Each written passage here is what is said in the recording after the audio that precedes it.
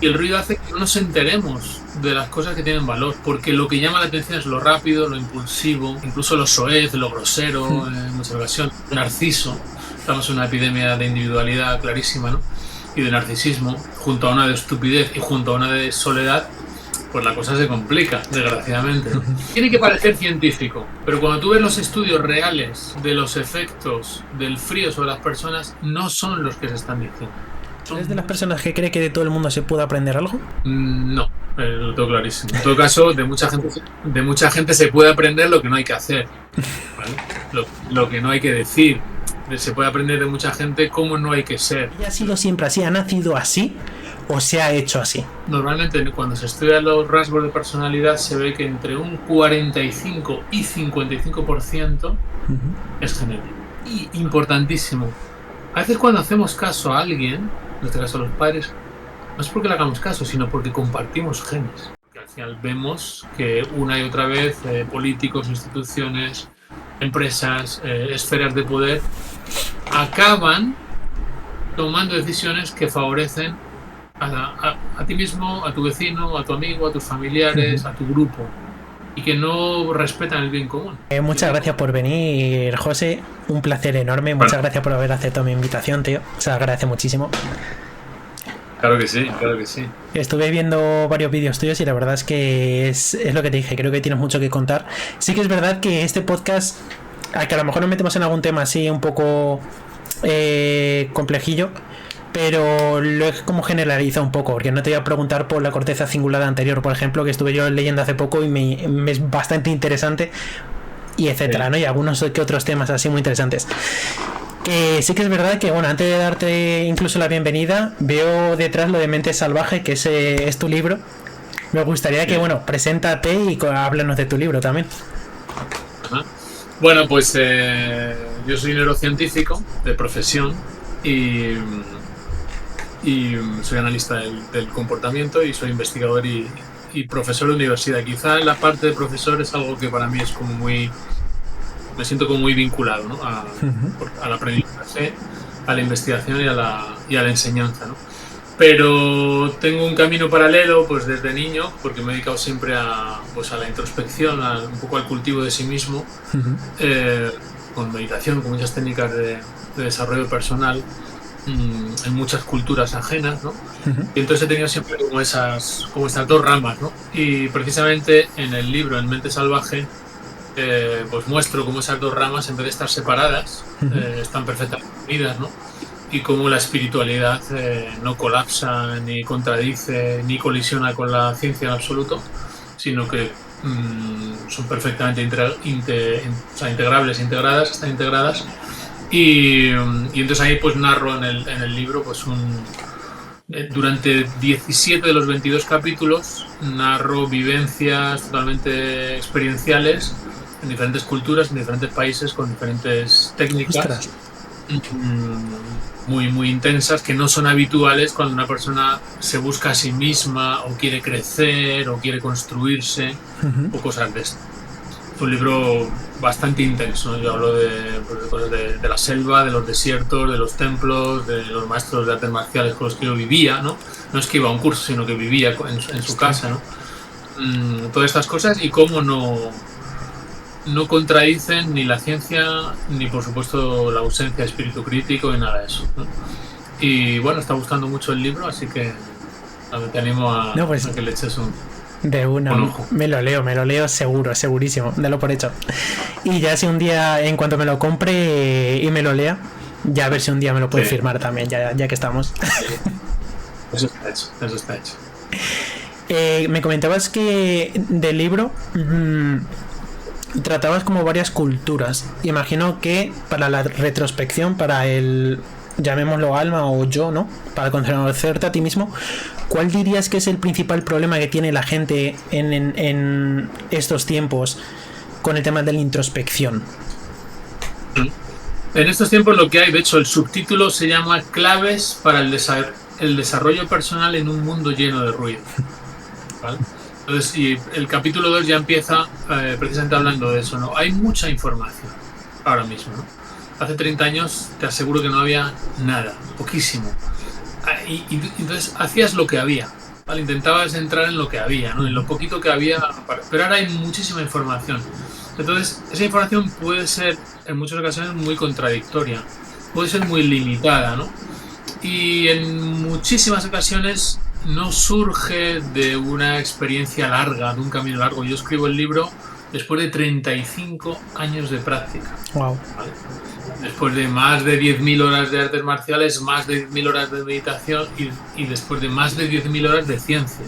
¿Vale? No lo escribo con 20 años, no lo escribo cuando llevo 15 o cuando llevo 8, ni siquiera cuando llevo 20, sino cuando llevo 35 años, ¿no? Es decir, más o menos al final de un camino, por lo menos, si no tanto un final, habiendo hecho un largo camino, ¿no? Yo creo que eso no es habitual en nuestros días, ¿no? En nuestros días es habitual que alguien, bueno, pues, no sé, lea algo, haga algo, 2, 3 años, 5 años a lo sumo, ¿no? Y se lanza al mundo, ¿no? Para conquistar el mundo a través de, bueno, pues de una técnica, de una destreza, de un conocimiento, ¿no? Pero suele faltar un conocimiento muy transversal. Entonces yo creo que el principal problema es el ruido, actualmente. El ruido no se cura, el ruido hace que la verdad y la mentira se difuminen, el ruido hace que no puedas atender lo importante, y el ruido hace que no nos enteremos de las cosas que tienen valor, porque lo que llama la atención es lo rápido, lo impulsivo, incluso lo soez, lo grosero, en muchas ocasiones, narciso. Estamos en una epidemia de individualidad clarísima, ¿no? Y de narcisismo, junto a una de estupidez y junto a una de soledad, pues la cosa se complica, desgraciadamente, ¿no? Entonces, falta mucho esa referencia que antes, a pesar de las clases, sí había, ¿no? Había un respeto al guía, al maestro, se buscaba una persona para aprender y se sabía que uno tenía que aprender a través de personas durante años.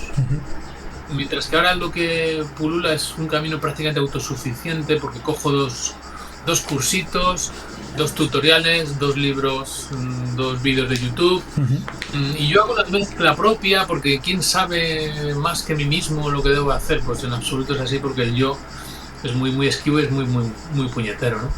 Entonces yo creo que es un gran problema en la actualidad, y el libro precisamente te desmonta eso, ¿no? Te desmonta que el punto de partida suele estar errado, porque no sabemos quiénes somos y dónde estamos. Entonces, con más dificultad como para saber dónde vamos. Entonces ahí hace falta, pues, una guía desapegada para que nos refleje ciertas cosas, y con mucha insistencia. El camino no es sencillo. Poder aprender, pues, técnicas y metodología clásica, ¿no? En la historia para ese camino interior, por así decirlo. Y de las metodologías clásicas que acabas de decir, ¿cuál dirías que es así una metodología que para ti o que tú consideras de las mejores? Bueno, no es tanto que una herramienta sea mejor o peor, sino sobre todo depende mucho desde dónde se enfoca, número uno, ¿vale? En qué contexto y quién la imparte. Por ejemplo, yo puedo escoger meditación, ¿no? Que sería una cosa clásica, ¿no? Si yo practico la meditación para bajar mi estrés, para quitar el dolor de espalda, para ser más productivo en mi empresa, eso no está mal. Incluso científicamente podemos demostrar que hay ciertos beneficios o ciertos cambios. Pero aparece el utilitarismo, aparece un para qué, ¿vale? Si tú comparas con esa herramienta en una tradición o con un guía donde no se hace para qué, se hace por amor al ser. Es decir, yo no voy al Museo del Prado porque es bueno para mi estrés. Yo voy al Prado porque la pintura es bella, ¿vale? No voy al teatro porque le viene bien a mi cortisol, ¿me entiendes? Voy al teatro porque el teatro es una maravilla. Entonces, cuando convertimos una herramienta preciosa de milenios en una técnica utilitaria, se despoja no solo de su esencia, sino de parte de sus posibles beneficios y parte de su sentido, ¿no? Entonces, no sería tan importante la herramienta como el contexto, quién la imparte y desde dónde afrontamos ese conocimiento, ¿no? Eso lo cuidan mucho las culturas. Por ejemplo, he trabajado muchos años y sigo trabajando con la tradición de los jíbaros, indígenas de la selva, ¿no? Que son los más salvajes entre los salvajes. lo importante ahí no es la toma de una sustancia, aunque se tome. Lo importante es el contexto, el respeto, el entendimiento de que el guía es el que te puede, cuando estés en ese camino, dirigir, echar una mano, ayudar, mojarse contigo, alertarte de los peligros. Es decir, se aleja de un camino individualista, ¿vale? Si te hablo, yo qué sé, de la técnica del tumo que yo aprendí con un lama, pues lo mismo, no es tanto cómo se respira y qué visualización haces y dónde pones la atención, sino cómo eso enmarca dentro de un sistema de conocimiento de, no sé, 4 fases, donde el tumo es la primera, ¿no? Otro ejemplo, yo trabajé en 2010 con los monjes Shinto en Japón, aprendiendo el misogi, ¿no? El baño en cascada helada, ¿no? Dentro de un contexto general, ¿no? O sea, yo no aprendí eso para tener más dopamina por la mañana o para hacerme una foto en redes sociales diciendo que machote soy, que me baño en frío, ¿no? ¿Lo ves?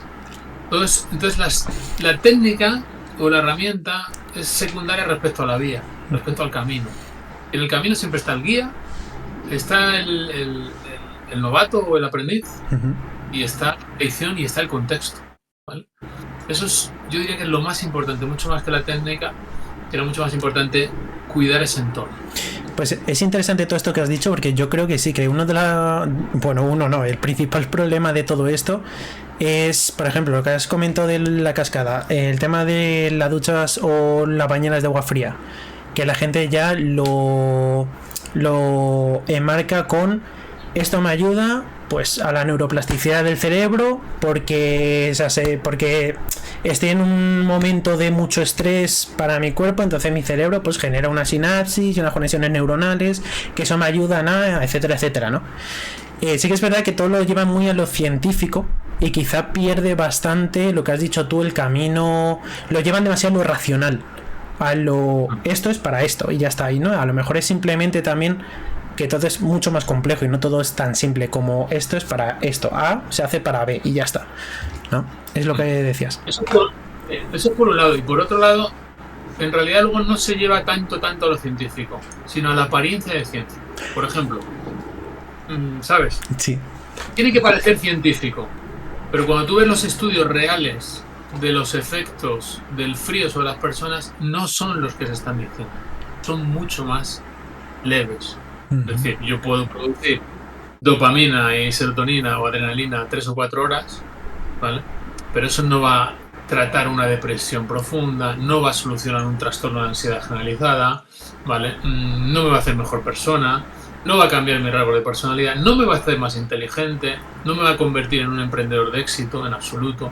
Entonces todos estos mensajes, y ya incluso cuando se exageran por parte de los devotos de eso, de que sirve para enfermedades crónicas autoinmunes, cuando realmente hay solo un pequeño paper que dice que se puede ir en esa dirección levemente, incluso cuando grandes gurús del sistema tienen, cuidado con lo que voy a decir, 12 fallecimientos en el mundo por esta técnica, ¿vale? 12 personas que ya han muerto y que han presentado denuncias, las familias, porque se hace de una forma que, al menos en la tradición, así no se hace. Como ves, ahí la ciencia es muy categórica. No, esto no se puede hacer así, ¿no? Entonces, más que científico, tiene que parecerlo. ¿Entiendes? Es tradición, pero tampoco es ciencia. Eso sí, tiene que parecer que es un poquito científico. Y eso hay que tener cuidado, ¿no? Hay que ser más respetuoso, tanto con la tradición como con la ciencia. No podemos decir alegremente, bueno, es que el baño en agua fría sirve para... ¿Cuáles son los estudios reales de eso? ¿De acuerdo? Validados por científicos que pueden entender si el estudio está publicado en tercera división, para que tú me entiendas, en primera división, si hay contraestudios, si hay estudios de falsación, si el tamaño del efecto es muy pequeñito. Todo esto se exagera, ¿no? Se hace una especie de periodismo sobre eso. Y luego, claro, vienen los problemas o viene que las cosas no son tan potentes como nos las han vendido en muchas ocasiones. Claro, es importante. Yo creo que eso es bastante peligroso porque al final, al menos como yo lo veo, juegas con la vida de la persona. O sea, sí que es verdad que a lo mejor si tú dices que, yo que sé, que mantener una microbiota sana es súper importante gracias a la fibra, por ejemplo, eso imagino que sí es correcto.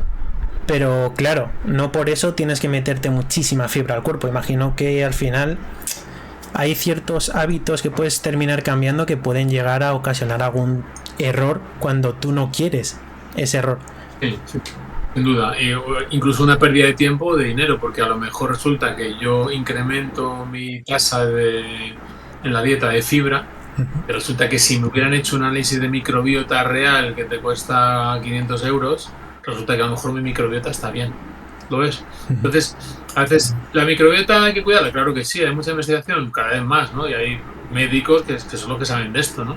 Cuando a cualquiera se le dice que tome cualquier cepa de microbiota, verás como un especialista en microbiología te va a decir, no puede tomar todo el mundo la misma cepa, hay que hacer un análisis previo, ¿no? Entonces, como ves, tiene que parecer científico, porque vende más, pero eso no significa que lo sea, ¿no? Y en ese sentido, pues hay muchas barbaridades en este mundo lleno de ruido, como decía yo en el libro. Y por eso hay que aprender a discernir entre el ruido y la señal. Es la labor de estos tiempos. Salir del narciso, del individualista y ser humildes como para poder aprender de los que saben, ¿no? Sea en ciencia o sea en una tradición. Es importantísimo. ¿Tú eres de las personas que cree que de todo el mundo se puede aprender algo?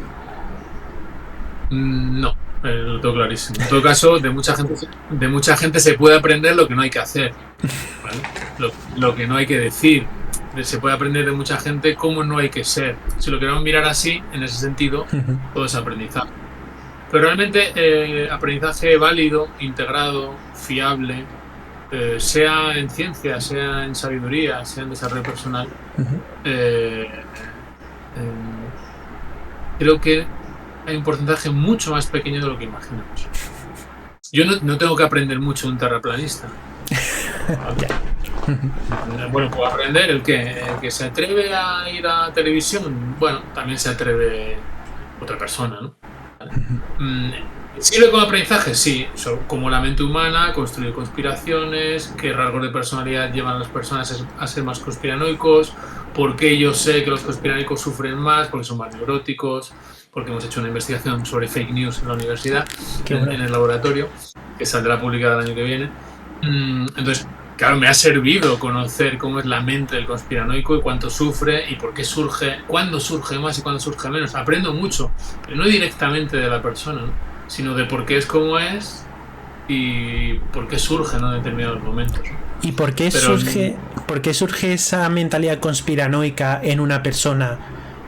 Porque eso siempre, o al menos por lo que he podido yo observar, ya sea en redes sociales y demás, la persona que es conspiranoica siempre va peor. O creo que va peor. Es como que, ¿no? Al menos es la sensación que a mí me da. ¿Cómo funciona la mente de una persona así? El cerebro en general tolera más la incertidumbre, ¿no? Si tú haces un examen y lo haces hoy y el resultado es el 8 de julio, pues del 1 al 8 de julio o del 2 al 8 de julio te dices, joder, ¿habré aprobado? No habrá probado. Incluso si te sale bien, tendré un 8, tendré un 9, tendré un 10. Esa incertidumbre al cerebro le cuesta mucho porque entonces no puede hacer una predicción de qué tiene que hacer, ¿no? Si yo sé que tengo un 3, sé que tengo que estudiar para la próxima. Si sé que tengo un 10, puedo pedir matrícula de honor y no pagar la matrícula de la siguiente asignatura en la universidad, ¿no? Entonces, esa incertidumbre la llevamos mal, en general. Por eso necesitamos ciertos sistemas que nos den respuestas. Hay personas que toleran mejor la incertidumbre y otras bastante mal. Y, concretamente, la corteza cingulada anterior, que tanto te gusta, es una de las regiones donde se ve muy bien la incertidumbre. Es decir, detecta el error, monitoriza ese conflicto entre la razón y la emoción, entre lo que debería ser y lo que está ocurriendo, entre lo que yo esperaba y luego la realidad que ocurre. Entonces, imagina que hay personas que toleran determinado grado de incertidumbre mejor, y luego hay personas que no solo eso, sino que se pueden manejar mejor o peor con esos diferentes grados, ¿no? Si yo me manejo mal en la incertidumbre porque me vuelve muy neurótico, ¿no? Es decir, me entra angustia, es muy probable que busque respuestas simplonas, categóricas, que me llevan a certezas, aunque pudieran ser mentiras. Pero el cerebro veríamos como ante esa respuesta el cingulado anterior se desactiva, se apaga. Y entonces la persona se relaja por fin. te baja esa ansiedad neurótica que tiene el conspiranoico. Si estamos ahora mismo en un momento social donde las instituciones han perdido o sea, hay un descrédito institucional, ¿no? Las democracias que eran maravillosas o por lo menos no eran del todo malas, pues ya nadie se fía, ¿no? Los políticos, qué decir, ¿no? Las grandes tecnológicas, pues tampoco nos fiamos mucho, ¿no? La inteligencia artificial llega, las máquinas, los humanoides, no sé qué, los robots, el cambio climático. Son muchas noticias donde no podemos imaginarnos en 2030, 2040, 2050. Eso crea un malestar. ¿Y quién salta más ahí? Los neuróticos, ¿de acuerdo?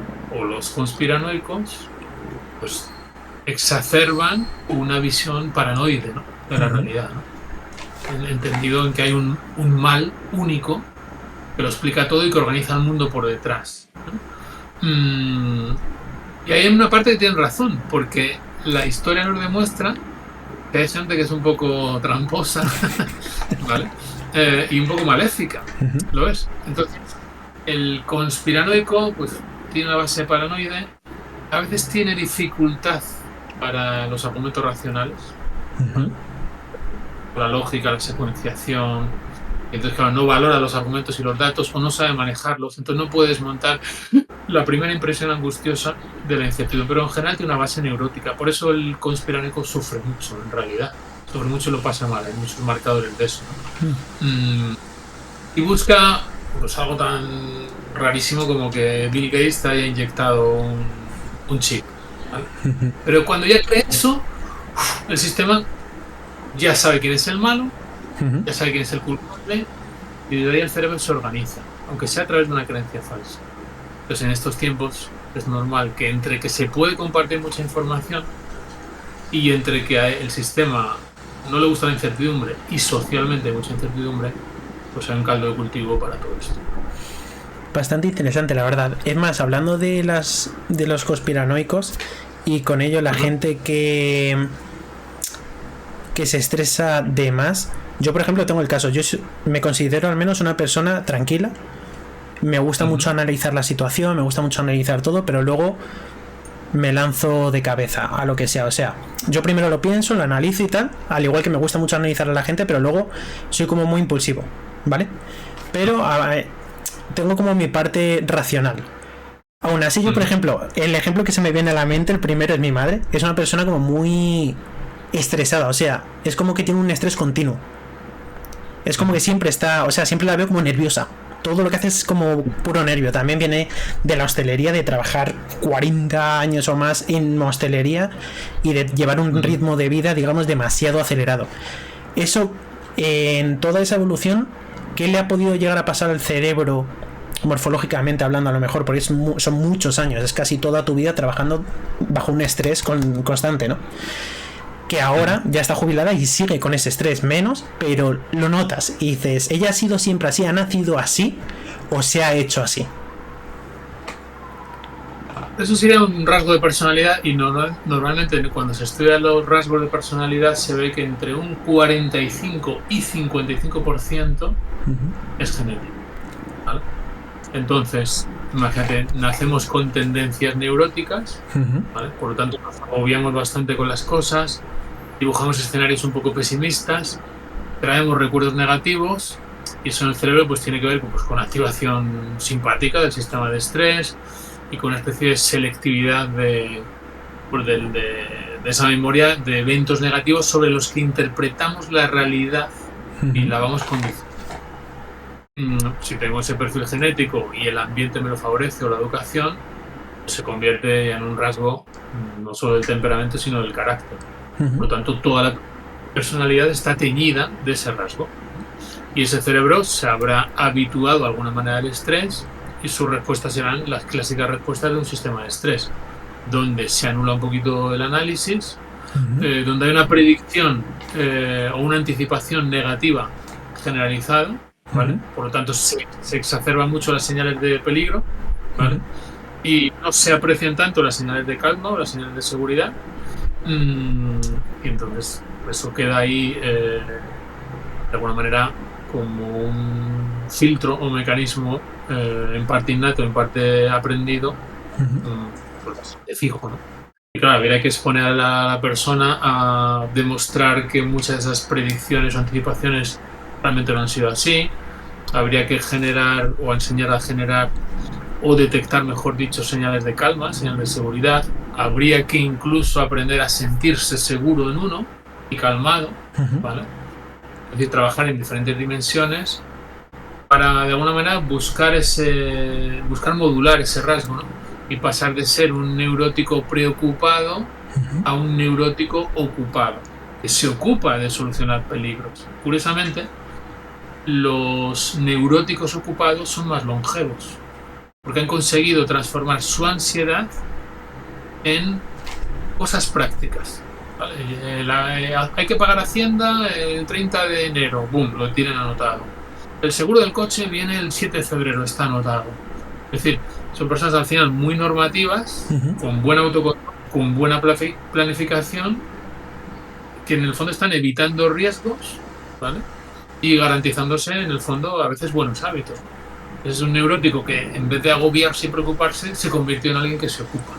Pero eso implica trabajo. Y ese trabajo no solo pasa, evidentemente no pasa por bañarme en hielo por la mañana, como puedes imaginar. ¿Vale? Tampoco pasaría por solo meditar, ¿entiendes? Si yo medito o me relajo, o cierro los ojos y me calmo y respiro, porque la respiración es muy buena, pero yo no cambio los conceptos sobre lo que la vida es. No cambio los conceptos sobre quiénes me parecen peligrosos y malvados, sin serlo.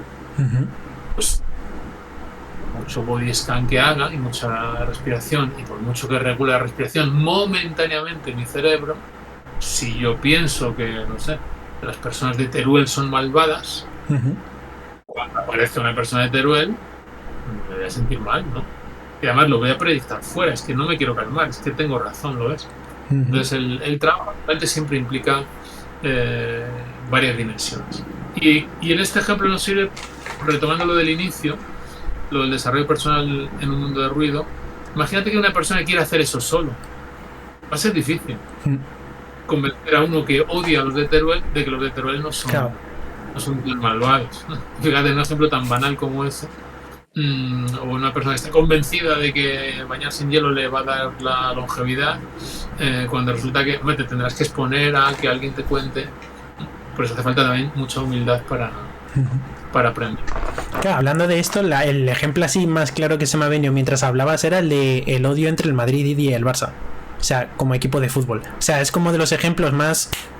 Porque yo le he llegado a preguntar a mucha gente ¿por qué odias tanto a? Y te dicen... Es algo que está ahí. Pero que tampoco te lo saben explicar como tal. Bueno, eso, mira, justamente en mi segundo libro, que sale en Navidad, que va sobre la empatía,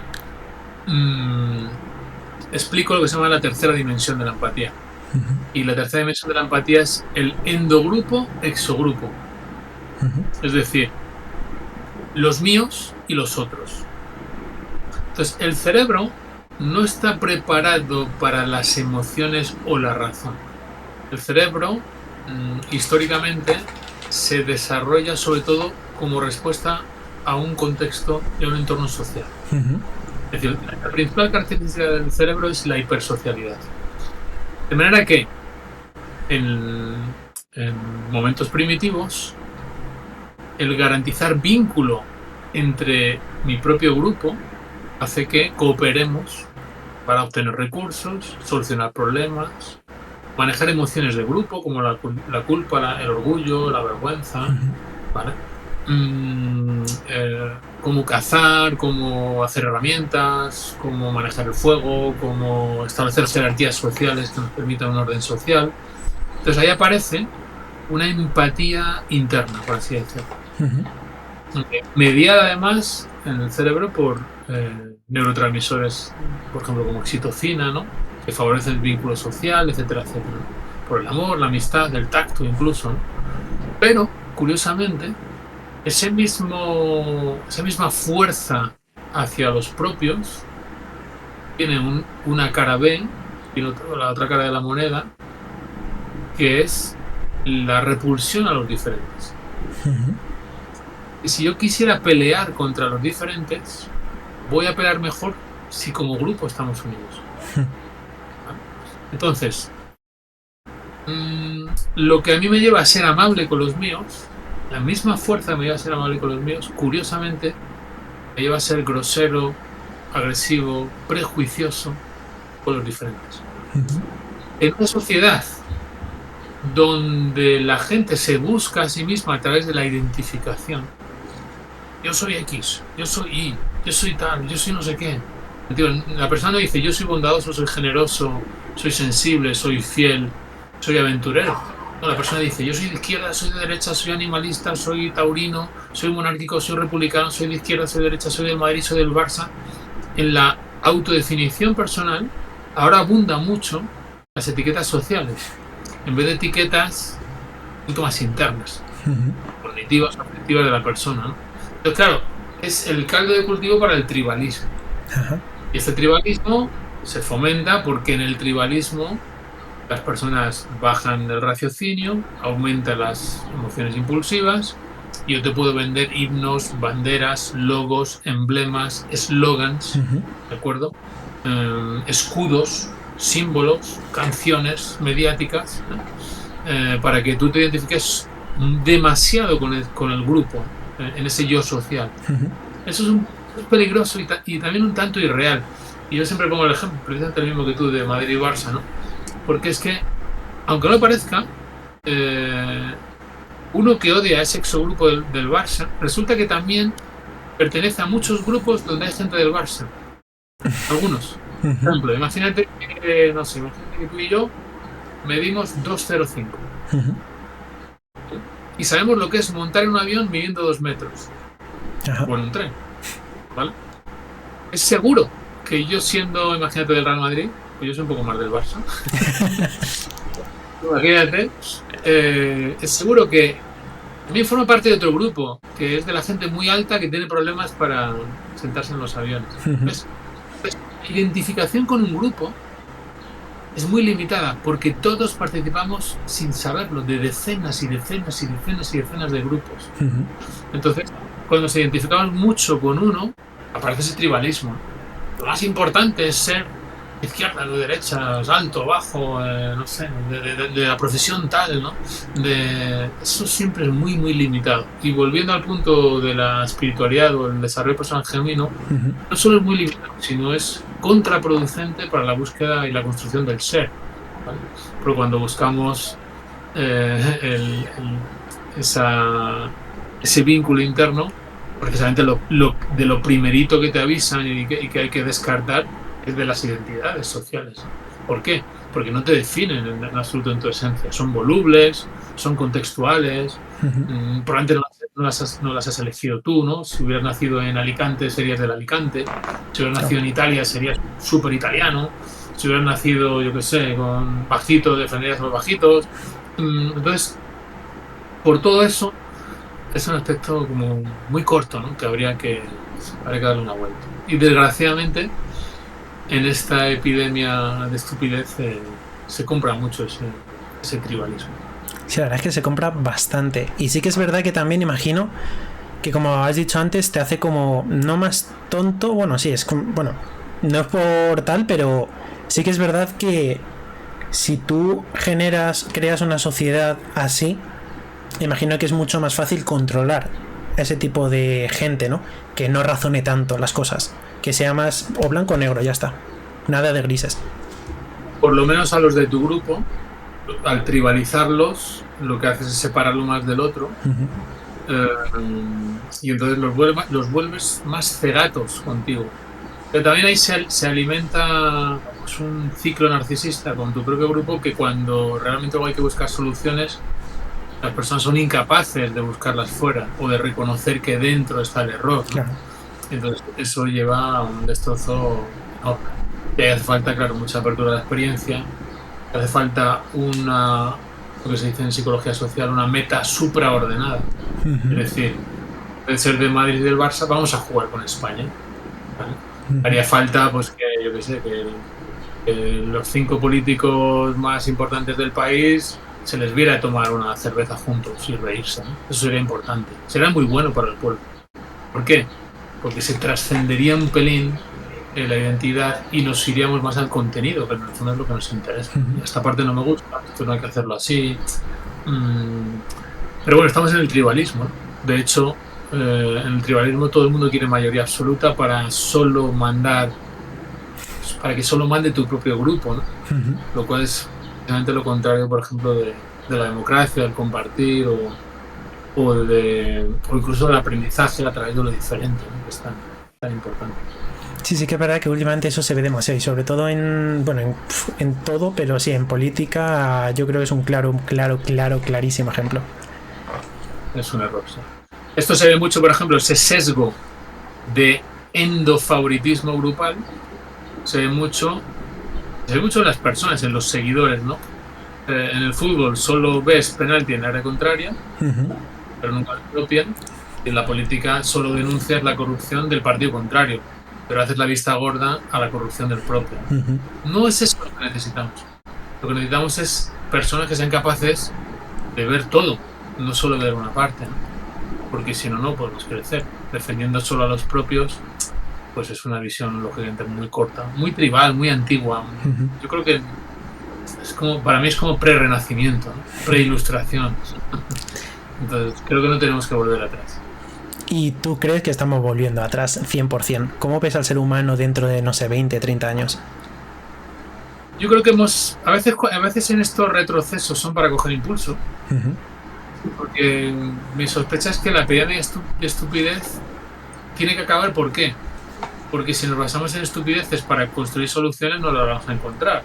Entonces yo creo que la gente ya se empieza a cansar de mensajes de mentira, de mensajes tribales, de los que se ha abusado en los últimos 10 años, ¿no? Y probablemente en los siguientes 10 espero además que recuperemos cierta credibilidad en algo, ¿no? Yo siempre defiendo la ciencia en el sentido de que la ciencia, a pesar de sus errores, a pesar de que está hecha por seres humanos, pero la metodología que tiene castiga mucho el engaño. Y castiga mucho, prácticamente impide el lucimiento personal. Y la opinión en ciencia no se respeta, no se incluye. Solo se incluyen los datos y los hechos. Entonces, es un sistema que digamos, baja el riesgo, por ejemplo, de la corrupción y aumenta la posibilidad de credibilidad. Aunque haya estamentos que ahora duden también de la ciencia, pero cuando estás dentro y la habitas, comparado con otros lugares, ves un nivel de corrupción y un nivel de corrupción mucho más bajo, pero no porque los científicos sean mejores personas, sino porque es más difícil ser corrupto. Yo como investigador es muy difícil que yo caiga en una práctica corrupta. No puedo publicar un paper que sea mentira. El sistema no me deja, ¿sabes? Pero no porque yo sea mejor persona. ¿Vale? Y por otro lado, me obliga a un esfuerzo donde la credibilidad puede crecer, ¿no? Entonces yo sospecho que, no sé, 5, 10, 15 años, determinadas instituciones volverán a ganar determinado prestigio, ¿vale? Y luego a nivel tecnológico, que son las cosas a las que yo me dedico porque me interesa mucho cómo va a ser el futuro, ¿no? Cognitivo, psicológico, neurocientífico del mundo, ¿no? Yo abogo porque podamos delegar algunas tareas que los humanos no hacen muy bien históricamente, por ejemplo la toma de decisiones, por lo menos a la asesoría de las máquinas. Es decir, si podemos llegar a construir máquinas con menos sesgos o utilizar muchas máquinas, cada una con sus sesgos, para obtener una respuesta con menos sesgos y que esa respuesta nos permita hacer una toma de decisión más racional a través de organismos o auditorías que controlen, creo que tenemos una oportunidad gigantesca. Precisamente, ¿por qué? Porque al final vemos que una y otra vez políticos, instituciones, empresas, esferas de poder acaban tomando decisiones que favorecen a ti mismo, a tu vecino, a tu amigo, a tus familiares, a tu grupo, y que no respetan el bien común. Y el bien común es muy importante, evidentemente. Entonces quizá con una inteligencia artificial general o algo parecido pudiéramos delegar algunas de las cosas que los humanos históricamente les cuesta mucho no atender un poco a las tripas y a los impulsos. Yo creo que sería un gran avance. en ese sentido. Y yo abogo por eso y defiendo esa posibilidad. Y ahora que estamos hablando de tecnología, cosas como la creación, yo que sé, que es un pequeño ápice, ¿no? Es como la base. Neuralink, por ejemplo, el tema de ese dispositivo en el cerebro para... ¿Tú cómo ves eso? O sea, lo típico que se dice de se va a crear un chip que se puede implementar en el cerebro para aumentar tus capacidades respecto a ciertas cosas. ¿Tú cómo ves eso? Bueno, eso ya, en el fondo ya está y va a ser imparable. Es decir, lo que no me gusta de Neuralink es que es una empresa. Uh-huh. Y como es una empresa, no sé cómo es el electrodo que de 1024 filamentos insertaron el año pasado, ¿vale? Y no sé en su subempresa Blindsight, no sé cómo o qué están haciendo exactamente para implantes para la ceguera, que lo han anunciado la semana pasada, ¿no? Para empezar a tratar la ceguera, ¿no? Por lo menos poder ofrecer al menos imágenes infrarrojas. Esa parte no me gusta porque la ciencia tiene algo muy bueno, muy bueno, y es que la ciencia es compartida. Por ejemplo, incluso una persona que odie las vacunas debería valorar que los científicos compartieron de forma abierta el conocimiento. Otra cosa es la empresa que se beneficia de venderlas, pero lo que es el científico de andar por casa, fue maravilloso que se comparta en tiempo récord una información que antiguamente pues costaría mucho o en otros estamentos no se comparte. Dicho esto, salvando la parte demasiado privada, hiperdependiente de una empresa tecnológica, de un magnate en Estados Unidos, salvando eso, hay muchos BCIs, muchos Brain Computer Interfaces que se están investigando, ya se están aplicando, por ejemplo, para el ELA, es decir, personas que van a morir porque tienen una degeneración en las motoneuronas, que puedan hablar en sus últimos días a través de un implante y se puedan despedir de sus familias, pues no tiene precio, ¿no? Personas que estén en un síndrome de enclaustramiento y con el pensamiento pudieran mover un ratón, no tiene precio. Personas que a través de una estimulación cerebral profunda en el sitio que se llama el núcleo subtalámico, pudieran disminuir los temblores del Parkinson, no tiene precio. Personas que ante una afasia de Broca, que no pueden prácticamente emitir lenguaje, que a través de un implante se decodifique todo eso, ni que decir tiene ceguera, sordera, hemiplegias, tetraplegias, paraplegias, pues es evidente que se va a ir en esa dirección, que ya se está yendo. Como todo, tiene determinados peligros, ¿vale? Tenemos que evitar que haya una infección, tenemos que evitar que todos, no sé, pues la investigación tiene que es siempre gradual y cauta, ¿vale? Poco a poco.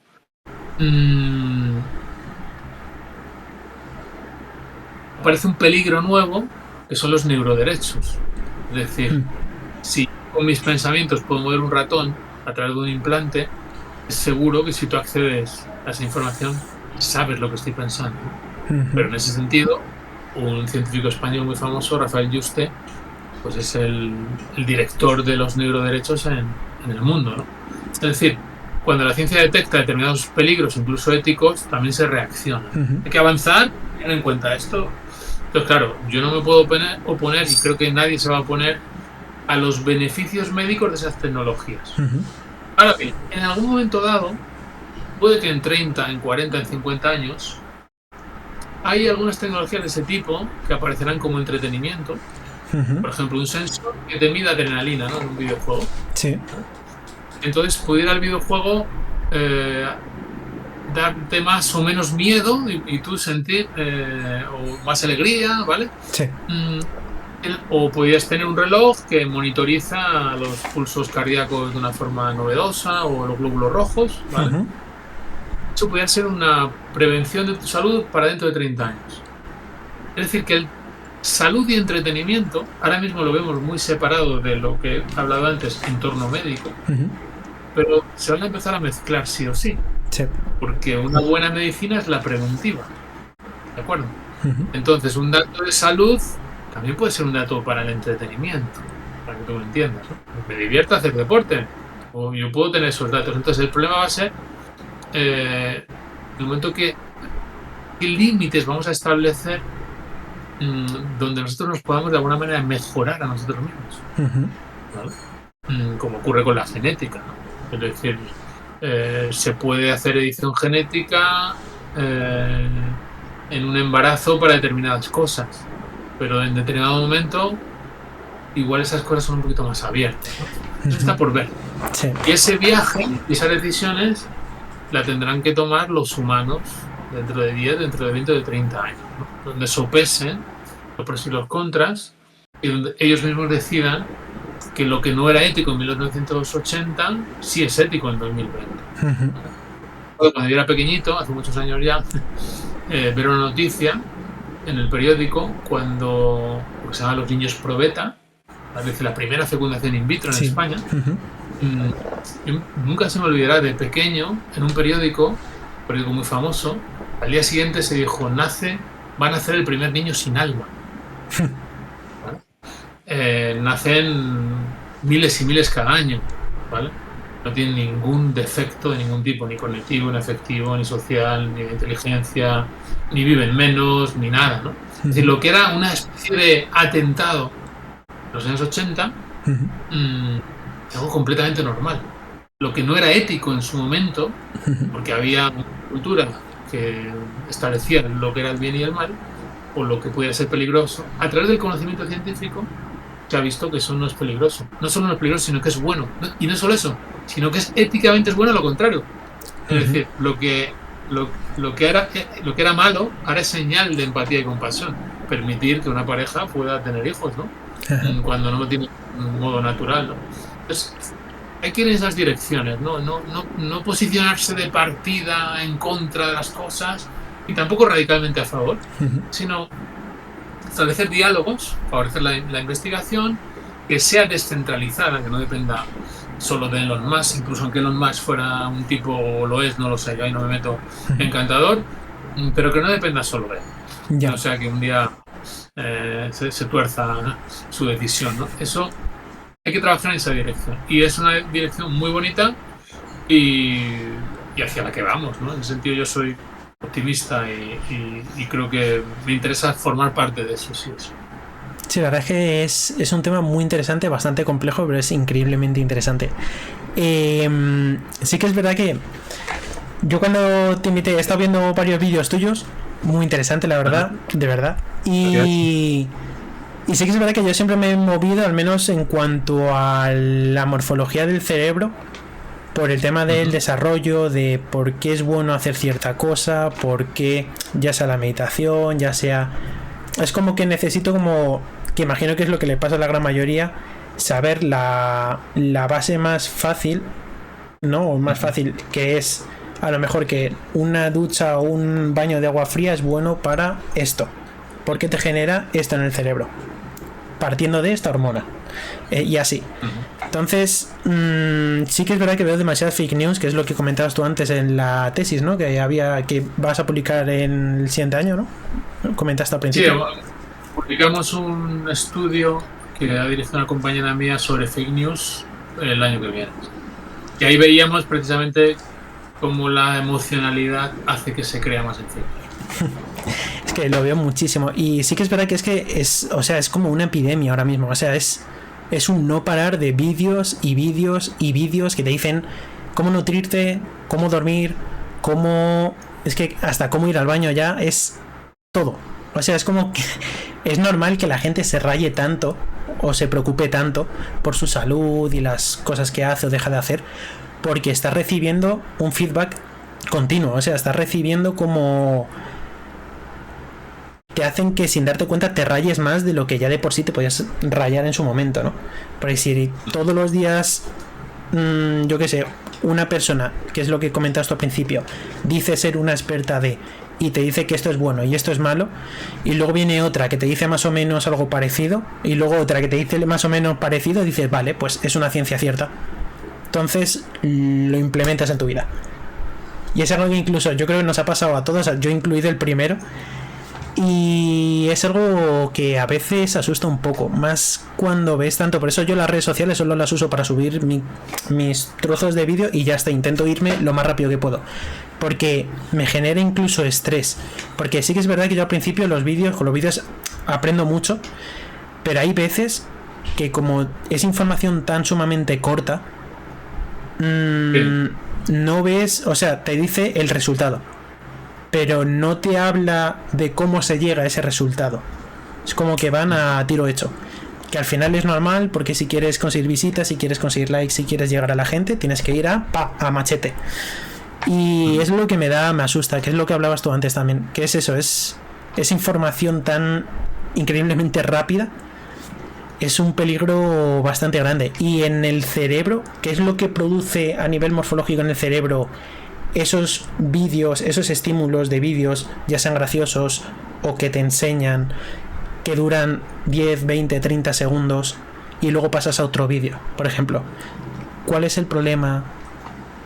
Bueno, el principal problema es que, digamos que hay un tipo de procesamiento que es como por atajos, ¿vale?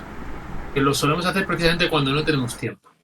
Cuando yo no tengo tiempo para tomar una decisión, pero tengo que tomarla, nos dejamos llevar un poco por la memoria y por la apariencia de algo, ¿no? No necesariamente es una intuición poderosa. Puede ser una primera impresión, puede ser un prejuicio, puede ser un estereotipo, ¿vale? Entonces, yo no me paro a reflexionar, bien porque no tengo tiempo, bien porque no tengo fuerza, bien porque no me gusta reflexionar, que es muy peligroso, o bien porque no tengo conocimiento como para reflexionar sobre eso, ¿vale? No me paro a analizar, observar, sopesar, preguntar, contrastar, deliberar, discernir, seleccionar, apartar, filtrar, ponderar. Esos verbos han desaparecido del vocabulario. Yo solo tengo tiempo para scrollear, ¿de acuerdo? Reaccionar, ¿vale? Un poco más. Entonces, la atención, lógicamente, el spam atencional se reduce, el ancho de banda, y lógicamente me expongo a un tipo de atención, como tú bien has dicho, más mediática, etcétera, etcétera. Donde, y esto es peligroso, donde cada uno, y más si vive de ello, y esto hay que decirlo, prioriza que su mensaje es muy bueno y que su técnica es muy buena. Te vas a encontrar gente que te va a decir: respira 10 minutos al día, porque la respiración es el motor de la vida. Y otro te va a decir: somos lo que comemos. Y otro te va a decir: somos cuando no comemos, porque te vende el ayuno intermitente, ¿no? Y otro te va a decir: somos lo que caminamos. Y otro te va a decir: es que hacer deporte de fuerza, y el deporte de fuerza es un nuevo marcador de longevidad, ¿vale? El problema ya no es que la posible contradicción entre todos esos mensajes que existe, sino que apelan a una versión del individuo que es imposible. ¿De acuerdo? Yo he sido deportista de élite a los 28 años, ¿vale? Y yo no puedo entrenar 6 horas diarias ahora, porque tengo otras responsabilidades. Entonces nunca voy a llegar al estándar que me ofrecen, ¿de acuerdo? Ni en dieta, ni en no sé qué, no sé cuántos. Entonces, y además, claro, es lógico que el tío que hace dominadas sea muy bueno haciendo dominadas, pero es que solo hace dominadas. Pero yo le podría decir: tu vida, has perdido tu vida porque no has leído la Odisea de Homero, ¿me entiendes? Y si no has leído la Odisea de Homero, es que no has vivido, no has empezado a vivir, ¿vale? ¿Me entiendes? Y otra persona dirá: es que no conoces a Faraday o las leyes de Maxwell del magnetismo, entonces la vida la has perdido, ¿no? Entonces, y luego habría otro aspecto todavía más allá, y es que sería falta de salud física y mental el obsesionarse con la salud física, la dieta y lo mental. Es falta de salud mental obsesionarse con lo mental, por mirarse el ombligo, ¿no? La obsesión por el físico, por el aspecto, por la fuerza, por el rendimiento, no es saludable. ¿De acuerdo? Hay que dejar paso a la incertidumbre, hay que abrazar la imperfección humana, ¿no? Hay que aprender a ver los cuerpos más allá de objetos estéticos, ¿vale? Hay que aprender a concebirlos en uno mismo, como bien eso las tradiciones, más allá de su funcionalidad estética, ¿no? Entonces, cuando el cerebro recibe todo eso, como tú bien has comentado, pues de forma muy simplificada, ¿no? se vuelve muy importante el sistema, opera, no es que sea una adicción, ¿vale? Pero opera como los sistemas de adicción. Y los sistemas de adicción, de forma muy resumida, lo que destaca es, me predispongo a darle mucha importancia a las señales por las que puedo conseguir algo y se anulan el resto de señales importantes de mi vida y lo que prevalece es lo que se llama el wanting, el querer algo, pero no el like, que sea el disfrutar, ¿vale? Entonces me veo obligado a pasar de una información para... Estoy en la búsqueda, pero no estoy en el pozo. No estoy nunca en el disfrute. No estoy nunca en la meta. Siempre estoy hacia la meta. Pero es que ni siquiera llego a la meta, es que me voy cambiando de meta, ¿vale? Un sistema agobiante, muy parecido a cómo opera un cerebro adictivo, salvando la intensidad, porque no estamos hablando de receptores de cocaína en el cerebro, ¿vale?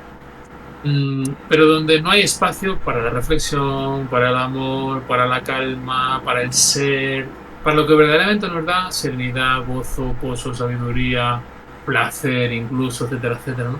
Entonces es una vida de amargura, ¿vale? Es una vida de no llegar, aparecer y encima tener que vender que esto es lo más, cuando justamente cuando estás perdiendo tu propia vida con tu propio mensaje, ¿no? Pero bueno, los medios y redes sociales no son tan democráticos como parecen, ¿vale? Se dice por ahí, no, cualquier persona en YouTube, si tiene un buen contenido, se puede hacer viral. Eso es mentira, ¿vale? Eso es mentira. ¿Por qué? Porque YouTube favorece la mentira, favorece lo simple, no lo complejo, favorece la impulsividad, no favorece la reflexión. Digo YouTube o redes sociales. No digo que esté mal, ¿vale? Digo que tiene un sistema donde premia lo soez, lo grosero, el clickbait, no premia la verdad. Por lo tanto, no es un sistema democrático abierto para todos. Porque hay personas que no son rigurosas y no van a ser capaces de mentir, ni de exagerar, ni de mostrar el bíceps para que les vean el vídeo, ¿no? Porque prefieren el bíceps para ellos, ¿me entiendes? O para su familia, pero no para... ¿Me entiendes? Entonces, claro, es un sistema mucho más perverso de lo que se dice. Y favorece un tipo de respuesta. No es que el cerebro cambie, ¿no? Y ahora sea diferente, sino el modo de funcionar lo hace más impulsivo, menos reflexivo y por lo tanto también más tribal. Claro, imagino que eso a largo plazo, porque yo, incluso a mí me pasa que yo intento racionalizar todo, pero me meto a TikTok y como te pongas con un vídeo y con otro, a lo mejor de repente miras la hora y dices, ha pasado media hora, tío. Sí. Y dices, pero ¿qué pasa aquí? Es increíble. A largo plazo, sí. No hay, como hay una pérdida, como si utilizas ChatGPT todo el rato para que te dé respuestas. La semana pasada salió una investigación científica del MIT y vas viendo cómo la capacidad reflexiva va bajando, lógicamente, ¿no?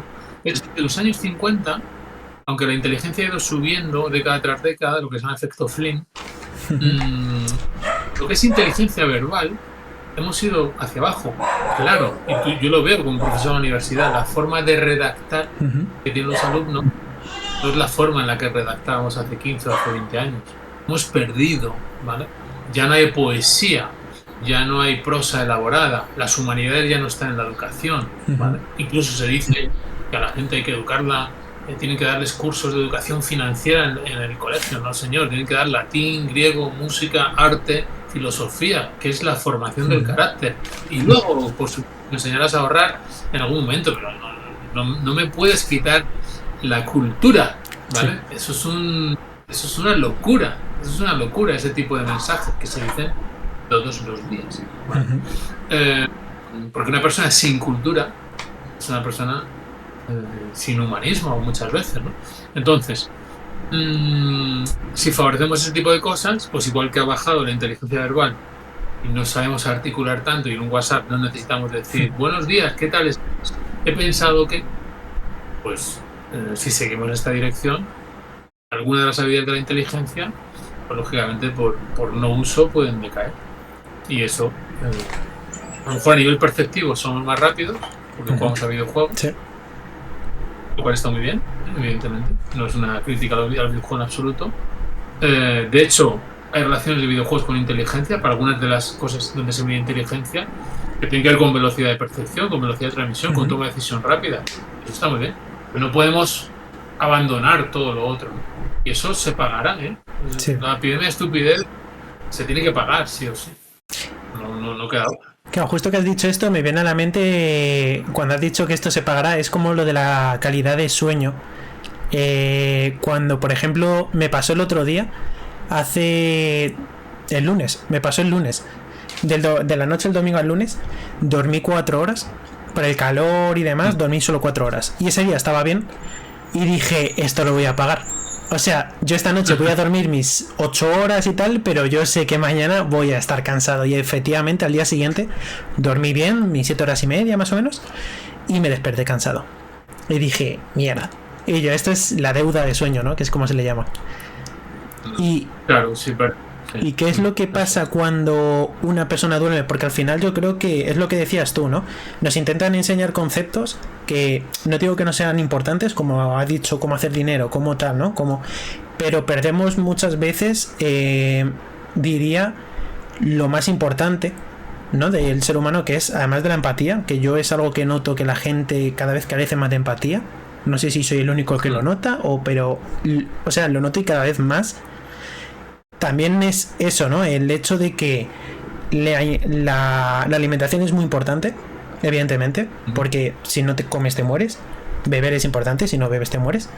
Pero dormir también. Y por ejemplo, yo creo que el dormir es bastante importante en la vida, y yo creo que todo esto de las redes sociales que llevamos hablando, estos feedback y demás, yo creo que perjudican mucho la calidad del sueño de la persona. Y yo creo que el sueño es bastante importante.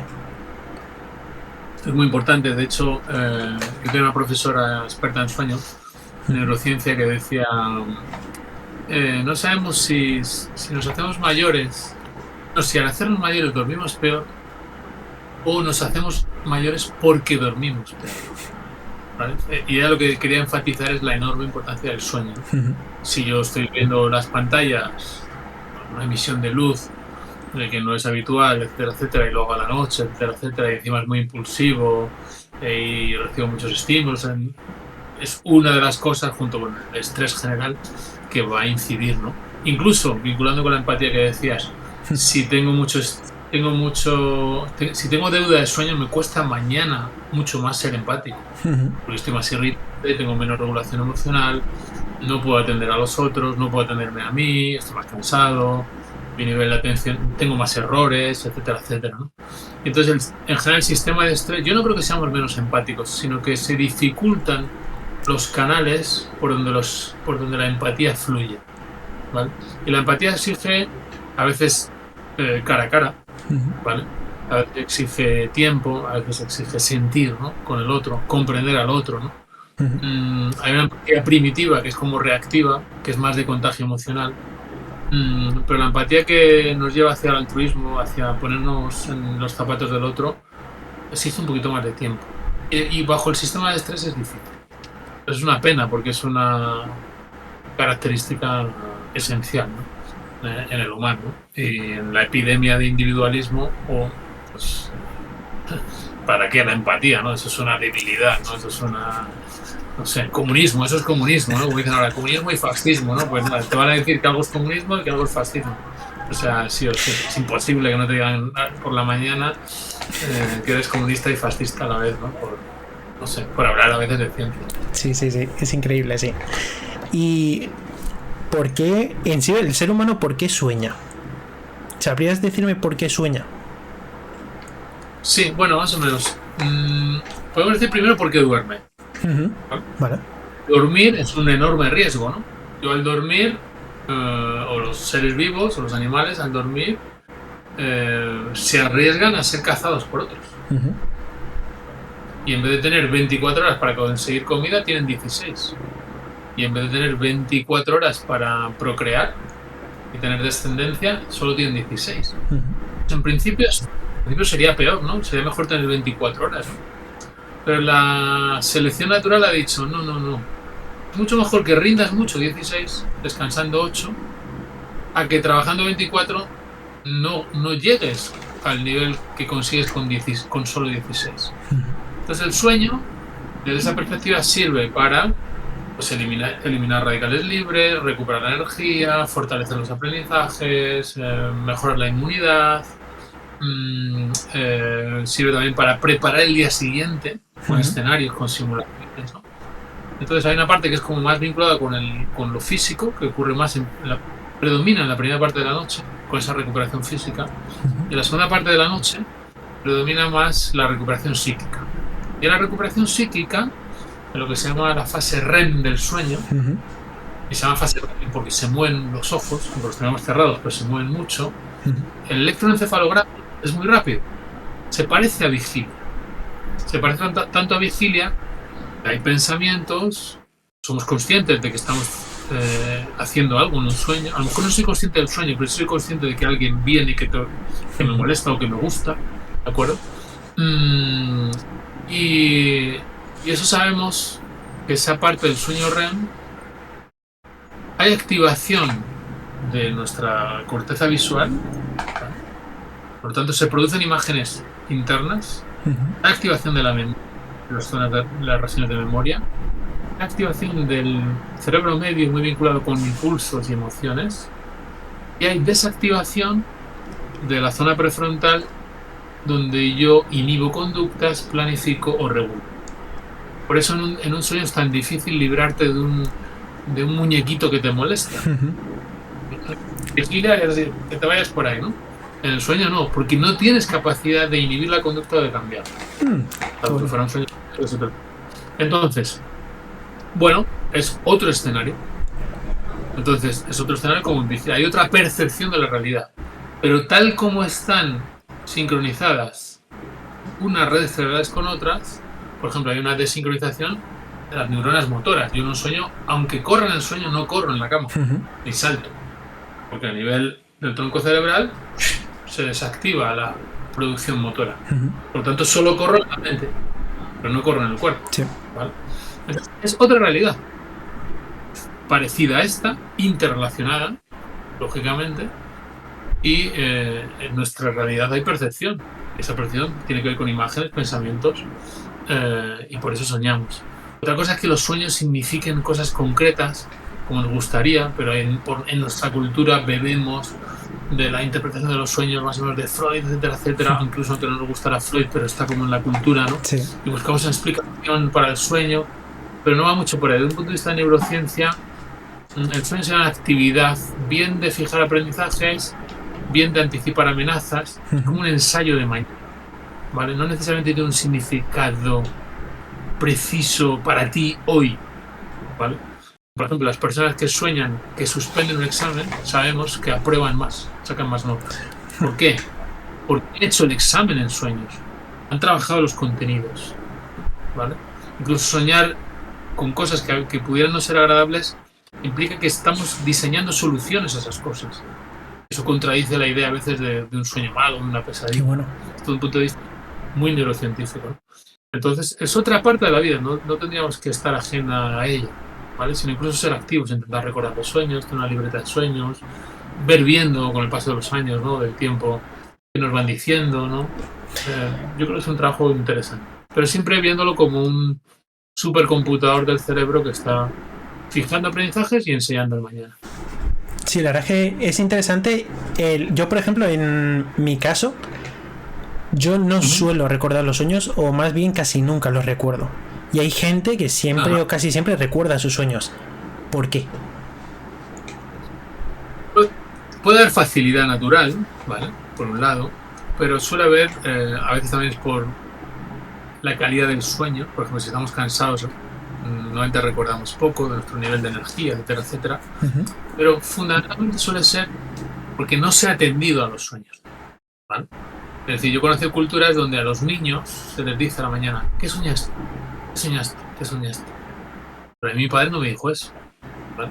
Yo trato de decir solo a mi hijo, ¿no? Desde pequeño: oye, ¿qué has soñado? ¿Te acuerdas de los sueños? O contarles sueños que yo tengo. Entonces, si nos acostumbramos un poco a eso, tienes una libreta de sueños, haces una rutina, pasas a considerar el sueño como un elemento activo de la vida, ¿no?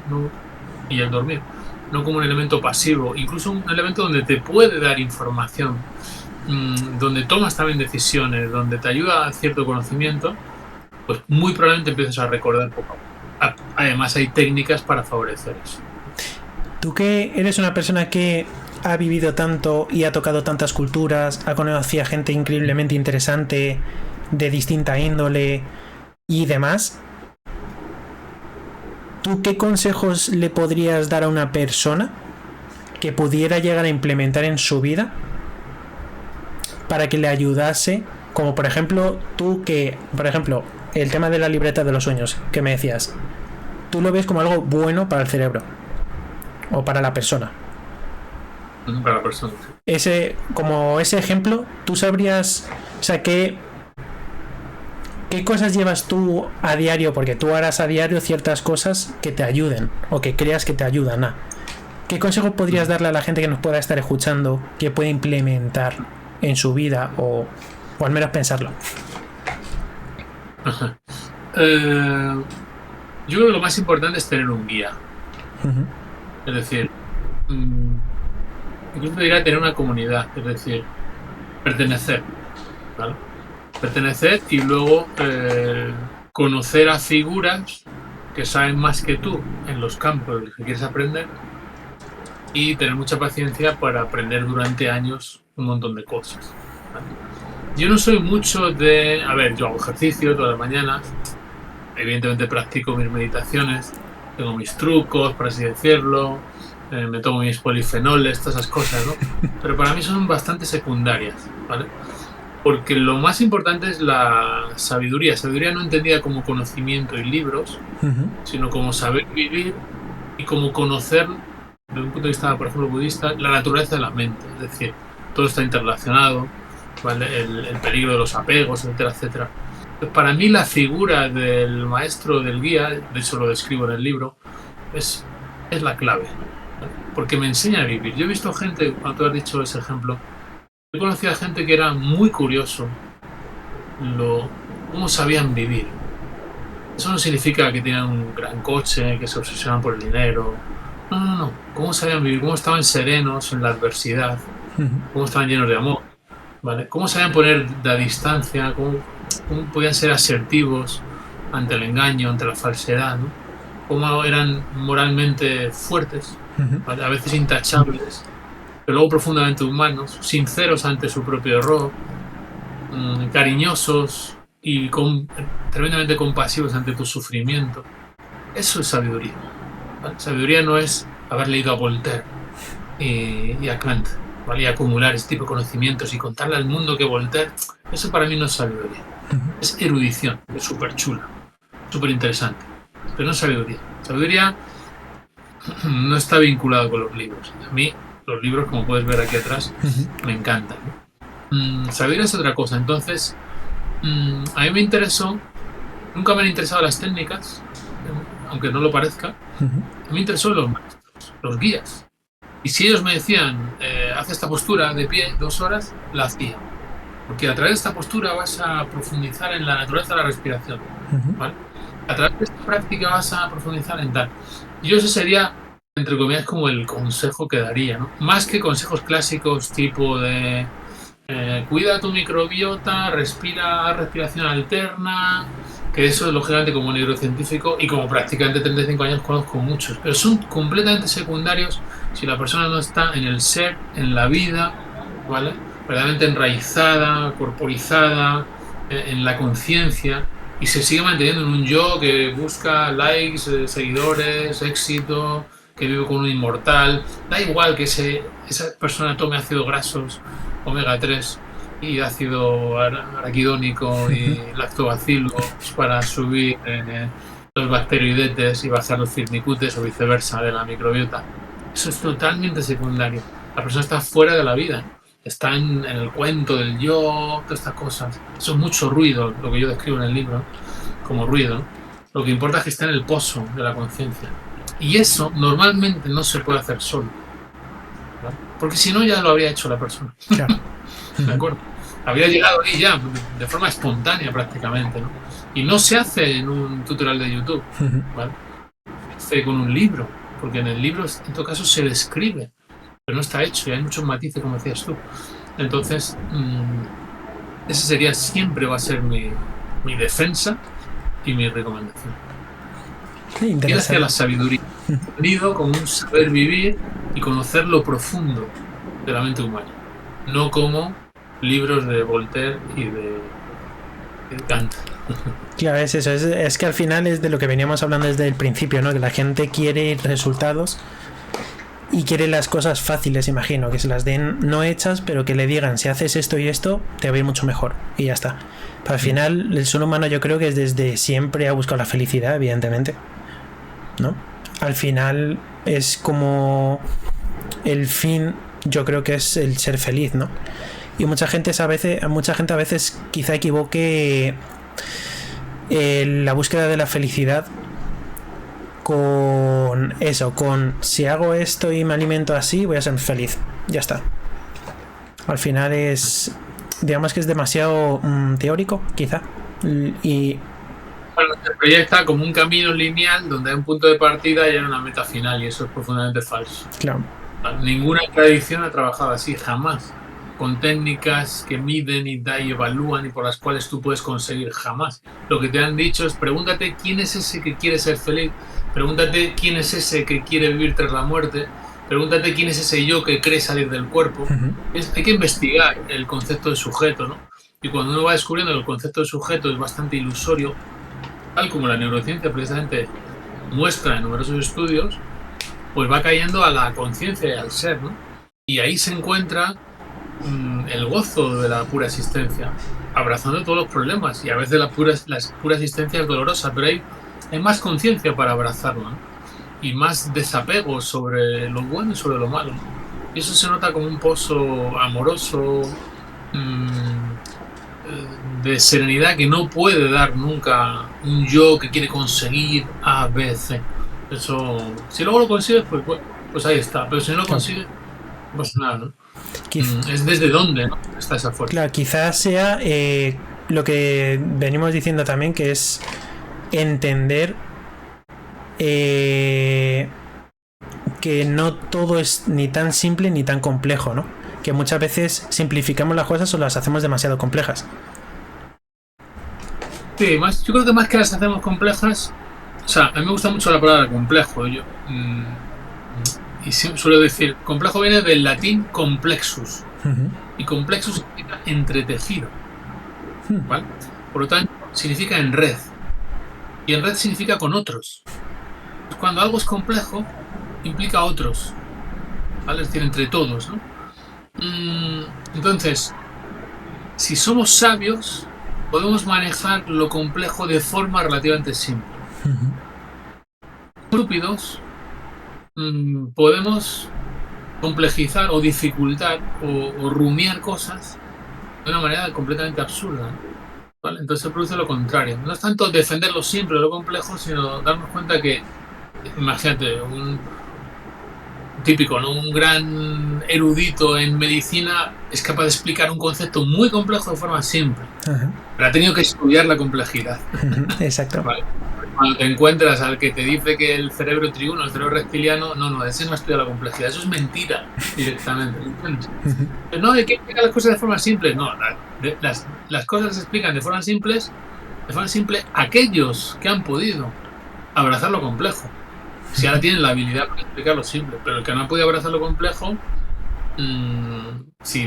más que simple, es simplón. Bueno, pues el matiz hay que tener cuidado. Es interesante esto de la complejidad, porque al final el ser humano es un ser sociable por naturaleza y se necesita. O sea, el ser humano necesita de otro ser humano. Es algo que siempre digo. Es algo que siempre digo.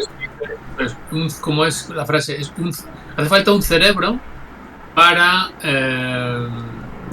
construir otro cerebro, ¿vale? Y aparte hace falta un cerebro para construir otro cerebro desde el amor, no desde el estrés. Si a un bebé le das estrés, ese cerebro no madura. O sea, no madura igual. Tiene repercusiones para toda su vida, ¿no? Entonces, el amor implica dos, al menos, o muchos, en el caso de los sapiens, y es la garantía para la maduración del cerebro. Por lo tanto, es complejo, complexus, entretejido. El cerebro es hipersocial. Y ya como último tema así, porque a mí siempre me ha llamado muchísimo la atención y me he autoanalizado, a lo mejor no tanto, pero sí que me gusta mucho autoanalizar mi pasado cuando yo era un niño. Y me dio por curiosear bastante con el tema de la poda neuronal. Y es un concepto bastante interesante porque al final el cómo tú eres ahora muchas veces, o más bien te iba a preguntar el cómo una persona es ahora en porcentaje más o menos, cuánto tiene que ver la niñez. O sea, el ser desde que tienes, no sé, 3, 4 años hasta, supuestamente morfológicamente se dice que el cerebro se desarrolla del todo hasta los 25 y luego ya sigue, pero es como que ahí pega un pequeño parón, ¿tengo entendido? Eso es muy interesante. Aquí los estudios no suelen gustar. No, la ciencia no está para gustar, sino para hacer honor a lo que dicen los datos, ¿no? A lo que más se aproxima a la verdad, por así decirlo. Entonces, los estudios nos hablan mucho del enorme poder de la genética, de lo que nos viene dado, ¿vale? Que no es elegido. Nos guste más o nos guste menos. Por ejemplo, el efecto de la educación sobre las personas es mucho menor del que se real, es mucho menor del que nos gustaría a todos. El efecto de los padres sobre los hijos es menor, aunque como padre me cuesta reconocerlo, es menor del que creemos. Esto lo dicen los datos, sí o sí. Pero es tan poderosa la creencia que aunque se diga y se demuestre con el super paper, las personas te dicen, no, somos muy importantes porque tal. ¿Vale? Eso significa que no seamos nada, ¿no? Entonces, te pongo un ejemplo. Una persona inteligente que tiene necesidad de cognición, que le gusta saber, si de pequeño no ha tenido un ambiente que favorece el conocimiento, porque le pidió a sus papás, papá, ¿me puedes comprar libros y tebeos? Y el papá le dijo, pues no, o no tengo dinero, o no puedo, ¿vale? Cuando esa persona se va de casa, a los 26 años, o a los 30 años, o lo que sea, muy probable que a los 40, 45, 50 años te la encuentres adquiriendo conocimiento. Y la cabra tira al monte. De hecho, sabemos, por ejemplo, que la inteligencia se nota más su poder en etapas más tardías, porque ya no está el ambiente intentando o modificando, ¿vale? Entonces, hay que cuidar el ambiente muchísimo. ¿Por qué? Porque es la única manera de favorecer o de quitar determinadas desigualdades, sobre todo estructurales y socioeconómicas, que si no se cuidan, convierten a la sociedad en algo mucho peor, ¿vale? Mucho más barato, incluso egoístamente, es mucho más barato para un Estado cuidar a la gente que dejar que se convierta en un criminal. Sale mucho más barato, ¿vale? Mucho más barato educar en salud que pagar cirugías a los 60 años porque no hemos educado en salud, ¿de acuerdo? Incluso egoístamente habría que ser compasivos, sí o sí. Y habría que dar oportunidades, en contra de lo que algunos pueden argumentar en una falsa meritocracia. Entonces el ambiente tiene su poder, en algunas cosas más, en otras menos, pero el talento existe, los genes existen, nosotros siempre tenemos que recoger aquello por lo que las personas tienen más afinidad y facilidad y lógicamente podamos facilitar ese tipo de expresiones, no sé si sea lo idóneo, ¿no? Entonces, por ejemplo, tiene mucho peso los amigos en la adolescencia, medido en ciencia, tiene bastante peso, ¿no? ¿Por qué? Porque como tienes que hacer lo que hacen ellos, si tú consigues una red de amigos que su sueño es aprender robótica con 16 años, pues probablemente tú acabes aprendiendo robótica, ¿vale? Pero si tienes un grupo de amigos que están todos haciendo botellón, pues probablemente hay una tendencia al botellón, más o menos según tus genes, ambiente, padres, educación, etcétera, etcétera, ¿no?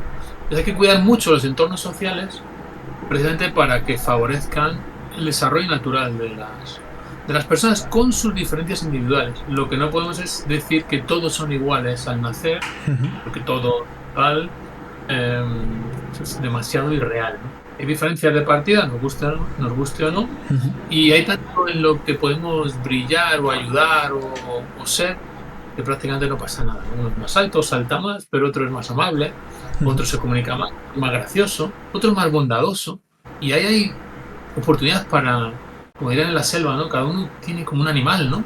Y el tucán unas cosas, la araña hace otras, la serpiente hace otras, el jaguar hace otras, ¿no?